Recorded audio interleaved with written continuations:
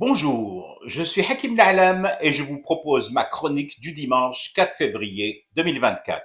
Elle s'intitule Ne m'appelez pas frère, le ventre de ma mère n'a jamais été un nid de vipères. Goûte, goûte à cette chair ferme et tendre dans le même temps. Mais frère, je viens te parler des États-Unis qui frappent à nouveau la Syrie et l'Irak et s'apprêtent à étendre et à intensifier leurs bombardements sur d'autres pays frères. La bête a été égorgée ce matin, juste après Salat al-Fajr, comme le recommande scrupuleusement le rite barbecue sunna d'entier. Frère, je n'ai pas faim.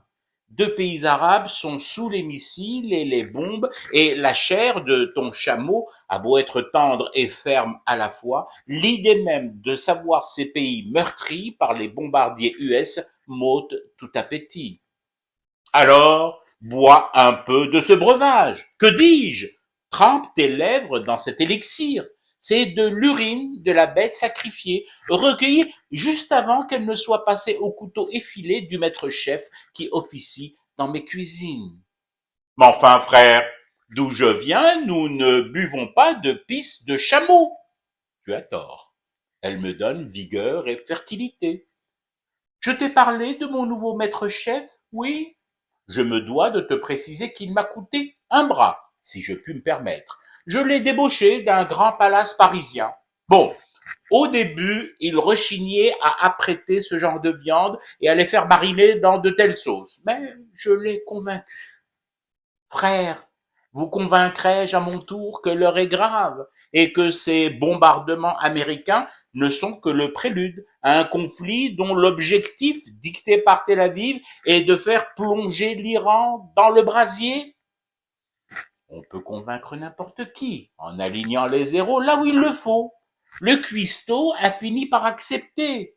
Demain, je lui demanderai de mijoter un de mes eunuques du harem, eh bien, il le ferait sans ciller. C'est important de se faire respecter par le petit personnel, fût-il étoilé et sanctifié dans des guides Goodyear.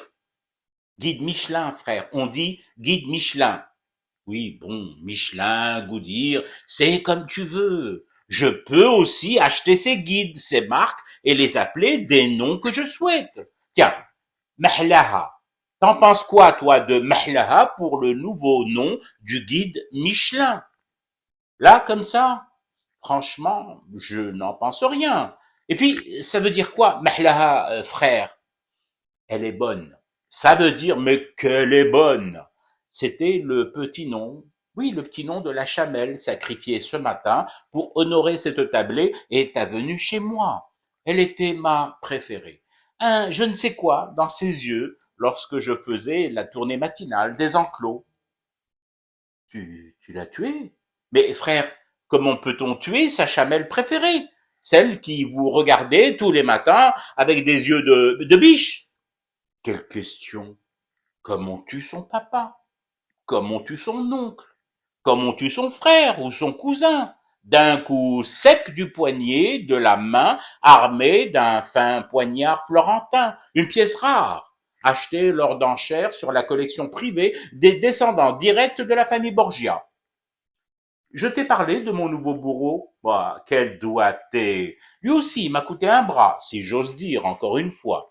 Je l'ai débauché d'une île voisine gouvernée par un frère de troisième lit et de couche médiocre.